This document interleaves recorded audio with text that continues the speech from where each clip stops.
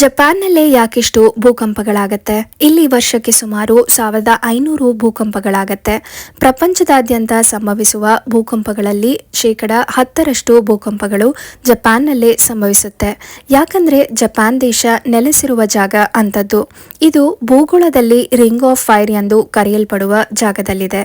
ಏನಿದು ring of fire ಅಂದ್ರೆ Eurasian plate, Philippine C plate, north American plate ಹಾಗೆ Pacific plate ಅಂತಹ 4 tectonic plates ಸೇರಿ ಈ ಒಂದು ರಿಂಗ್ ಆಫ್ ಫೈರ್ ಪ್ರದೇಶವಾಗಿದೆ. ಇಲ್ಲಿ ಸುಮಾರು 75% ಅಷ್ಟು ಭೂಕಂಪಗಳು ಹಾಗೆ ಜ್ವಾಲಾಮುಖಿಗಳು ಈ ಪ್ರದೇಶದಲ್ಲೇ ಸಂಭವಿಸುತ್ತೆ. ಈ ಟೆಕ್ಟಾನಿಕ್ ಪ್ಲೇಟ್ಸ್ಗಳು ಡಿಕ್ಕಿ ಹೊಡೆದು ಚಲನೆಯಾದಾಗ ಈ ಸೆಸ್ಮಿಕ್ ಆಕ್ಟಿವಿಟಿಗಳು ಅಂದರೆ ಭೂಕಂಪ ಹಾಗೂ ಜ್ವಾಲಾಮುಖಿಗಳು ಹೆಚ್ಚಾಗಿ ಸಂಭವಿಸುತ್ತೆ. ಜಪಾನ್ ಇಂತಹ ಟೆಕ್ಟಾನಿಕ್ ಪ್ಲೇಟ್ಸ್ಗಳ ಪ್ರದೇಶಕ್ಕೆ ಸಮೀಪವಾಗಿ ನೆಲೆಸಿರುವ ಕಾರಣ ಇಲ್ಲಿ ಆಗಾಗ್ಗೆ ಹೆಚ್ಚಾಗಿ ಭೂಕಂಪಗಳು ಸಂಭವಿಸುತ್ತೆ.